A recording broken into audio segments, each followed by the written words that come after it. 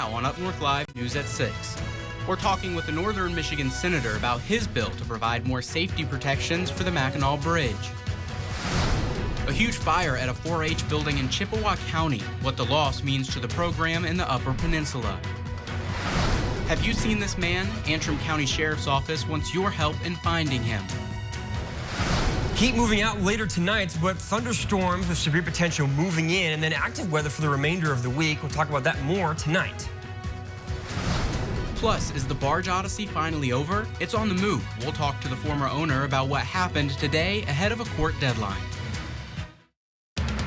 This is UpNorthLive News at 6 on 7 and 4.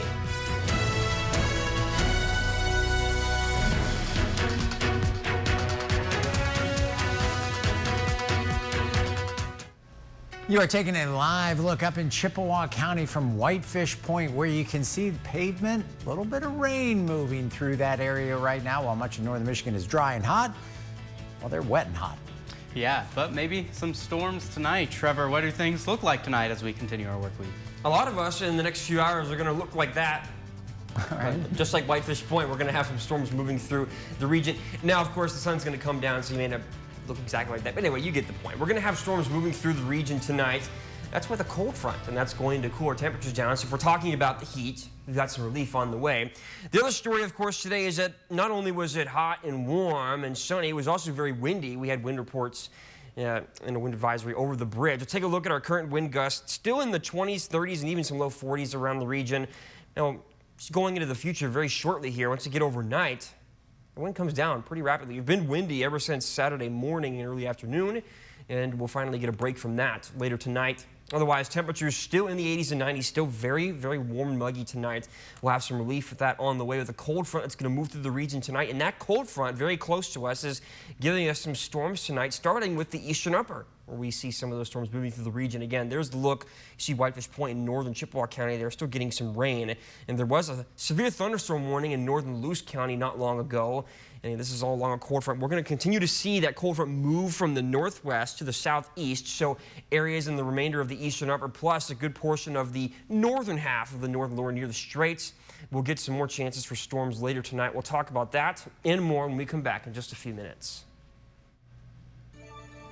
New at 6, Governor Gretchen Whitmer called a briefing over the weekend with the Michigan National Guard and state police. This comes after the decision by President Donald Trump to bomb 3 of Iran's nuclear sites. The governor says steps are being taken to keep Michiganders safe. Now, this led us to take another look at proposed state legislation to improve safety and security at the Mackinac Bridge. Our Allie Baxter spoke with the lawmaker who proposed it. She joins us live now from the Content Center. Allie. Yeah, Cody, State Senator John DeMoose has been working on this legislation for 4 years. Michigan has a list of key infrastructures across the state, but the Mackinac Bridge is not on that list, which means the bridge doesn't get the same legal protections as other key facilities. Right now, a crime like trespassing on the bridge would be charged as a misdemeanor and not a felony. After we saw those people trespassing on the bridge, which is very dangerous in and of itself, even if there's not a security threat from those individuals, we have got to crack down on trespassing on the bridge, because and that's what my bill basically does. It's listed as critical infrastructure, affords the additional protections that some of these other important places like electrical facilities already have. Senator DeMoose says he has full confidence that the bridge is being watched closely at all times from a security standpoint. Senator DeMoose also says he doesn't believe northern Michigan is a high target for any type of retaliation from Iran, but he does say we don't play games with the Mackinac Bridge. Live in the Content Center, Allie Baxter, back to you.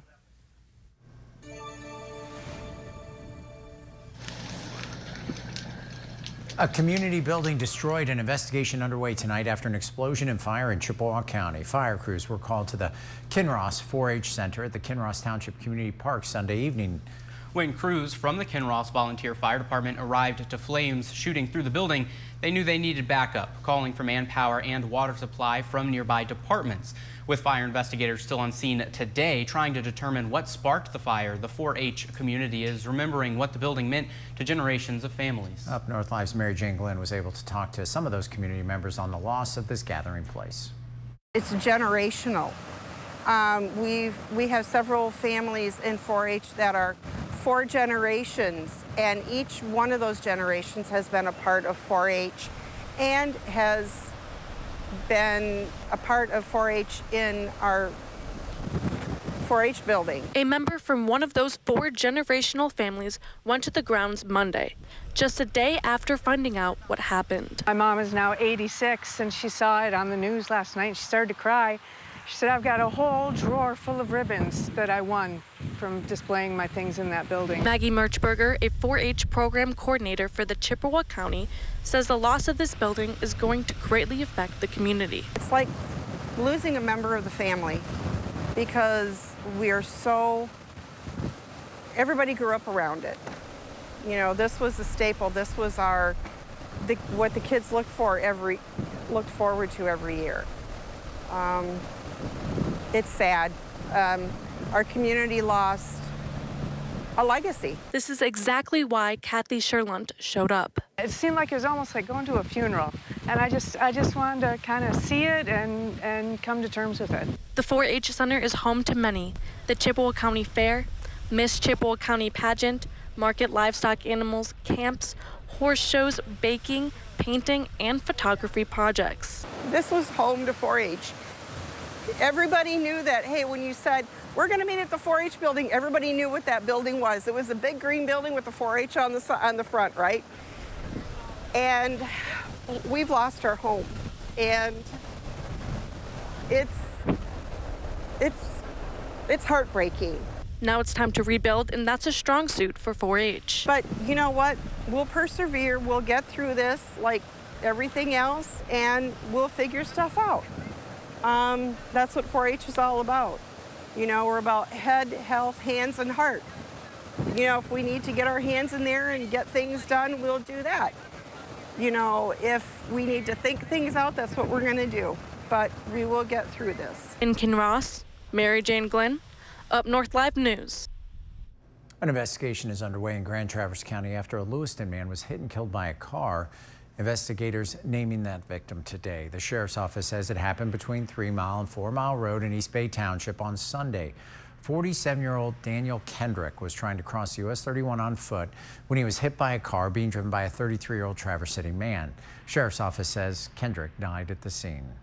New details linked to the search for a man investigators say stole a vehicle and ran from a traffic stop. The Antrim County Sheriff's Office needs your help to find him. The Sheriff's Office is looking for information regarding the whereabouts of Kenneth or Kenny McQuarrie. Just before 6:30 Sunday night, Antrim County investigators say McQuarrie ran from a traffic stop in a stolen silver GMC Sierra in the Shanty Creek, Kerfman Road area. Deputies say he crashed the truck into trees and allegedly ran away on foot. If you've seen McQuarrie recently, had any contact with him, or know his location, contact the Antrim County Sheriff's Office immediately. The number is on your screen now. Sold and moved. 2 words that are kind of bittersweet for Don Balcom. Balcom owned that infamous barge in the bay that spent the last several years in different locations, landed him in court several times, with the state requiring it be moved. Today, with a court deadline looming, Balcom watched his barge float away. I towed that barge from here to Green Bay, Wisconsin to Chicago. I don't know how many times, to Muskegon, Ludington, Pentwater. It's worked up and down the lake, and it's got a lot of character. And so does Don Balcom, the man who built that barge decades ago and has spent the past several years moving it around the bay and fighting for it in court. Spent this morning sitting alongside M22, watching it move the first critical few feet from the shore. Happy day today, because once it hit the water, it's sold. Yep, once actually in the water, the deal was done. Don Balcom officially had sold his barge. I got the check, and they have the title. The new owner didn't want to go on camera, but apparently told Don the barge isn't going that far. They're anticipating taking it down to Clinch Park, where they will permanently park it. We're told it will be docked and perhaps serve as a platform for saunas. I keep all the things that's on the deck. I keep the crane and everything. A bittersweet morning for Don, who loved the barge, but years of legal and public battles over it took a toll. I'm not done with it. I got too many years and too much into that barge.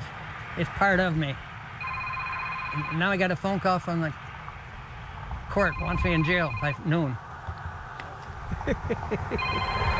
With the sale, the worries may be gone for him. It's a done deal. I have no responsibility. Any pollution or anything is their responsibility. After months of sitting still, a tug by a backhoe got it moving, and then a tug by a boat to get it to its new home.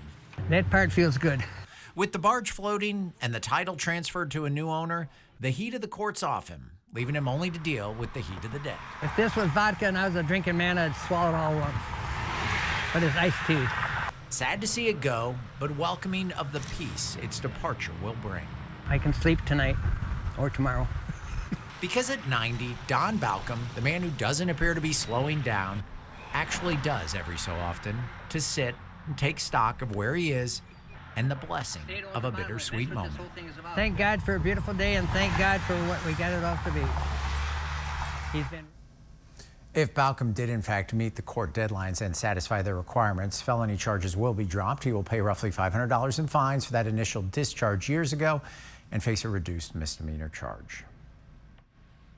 A scam alert to pass along tonight as the Alpena County Sheriff's Office is warning of a new phone scam circulating. The Sheriff's Office says an individual will call claiming that they have been in a car accident or injured. The individual will say, because of the injury, that this is the only number they know and can't call anyone else. They will ask for help by requesting money to be transferred to them. The Sheriff's Office says do not give out any personal information over the phone and never send money to anyone before confirming who you are talking to. And you can find more information on other phone scams circulating in the state posted with the story on our website, UpNorthLive.com. Turning over to state news, state officials attended a documentary screening about a program for Michigan drivers in Lansing today. The screening was held to highlight the impact of the driver's license restoration program. Road to Restoration Michigan is a documentary about that program.